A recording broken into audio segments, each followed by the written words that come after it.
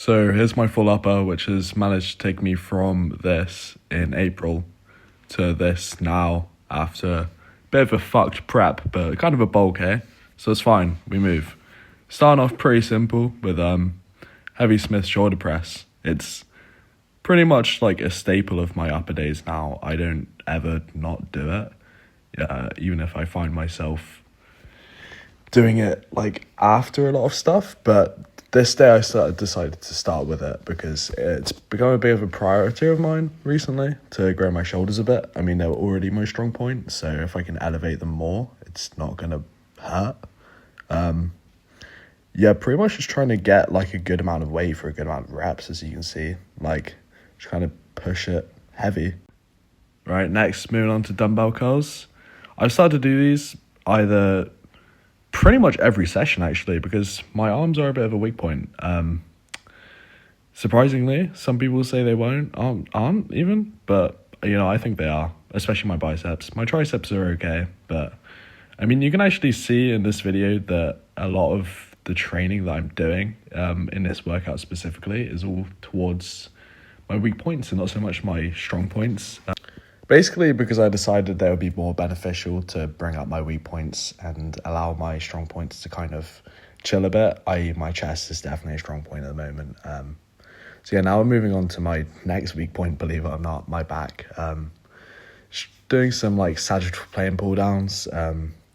Really good for bringing up like the lower lats, in my opinion. Just get that thickness in there.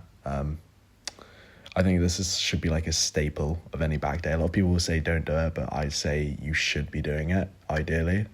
And especially heavily. I mean, honestly, the form here is kind of whack, but, it's okay. It's a PR. It was actually a PR set. So, moving on to triceps. This is like the most important exercise for your triceps, in my opinion.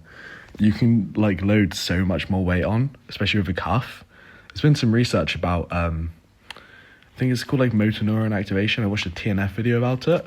It's pretty interesting. Basically, like when you're not holding anything in your hand, you can press more weight, I believe it was. Or honestly, it might have been someone else, but something to do with that. I mean, I'm doing, I think, 35 kilos here maybe. And that's per arm. Do like 3 sets of that per arm. Okay. Now, moving on to just casually stacking it, by the way, guys. Back is my weak point, but it's actually pretty strong, apparently. So, yeah. But this is pretty much, I mean, it's for my lats again, my biggest weak point. Pulling in the frontal plane, you need to do both every single day, or every single upper session at least. Structuring your upper days around hitting everything is really important. I mean, now we're moving on to JM press. Literally an amazing movement. Recently discovered this machine.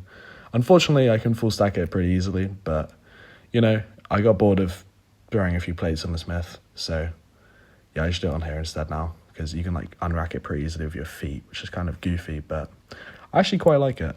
Honestly, if you have a chest press in your gym like this, I'd recommend trying JM press on it, because you'll probably be able to progressively overload on it for quite a while if your jam press isn't already strong.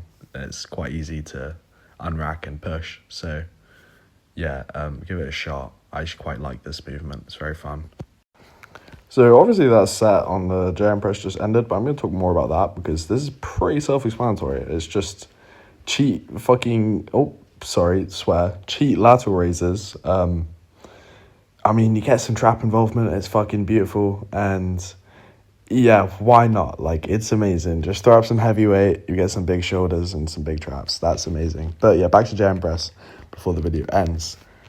Lateral head and long head, both are needed together to build a full tricep. I mean, it's so important. You need it. You need both. So I decided over some posing, I'm going to do a little segment about structuring your upper days. The way I've been structuring my upper days at the moment is I hit upper three times a week, lower 3 times a week, and that's my split. I will do every single day unless I have some weird day where I can do it, and that happens occasionally, but it doesn't matter. You can get back in progress. Like 2 times frequency is definitely enough. 3 times can give you the extra bit if you can recover from it. Keyword, if you can recover. But Yeah, so structuring your upper days. Upper day one, I mean, actually, it doesn't really matter which upper day is what. It just matters that you get 3 times frequency in and that you train a different muscle group first, second, and third each time, I'd say. Just let's say, for example, day one, upper day one, you train chest first, then back, then shoulders and arms, or etc., etc. Then day two, you do maybe shoulders and arms, back, then chest. And then you could do back, chest, then shoulders and arms, you know? That's how you need to structure your upper days so that you're getting maximum amount of actual good, genuine work. And you can structure this around your weak points as well. It's probably the best way to do it, actually, is structuring it around putting the most volume, most intensity, everything into your weak points, your specific weak points. That is the most important thing in upper lower, is your weak points. It goes the same for legs. I mean, it's not really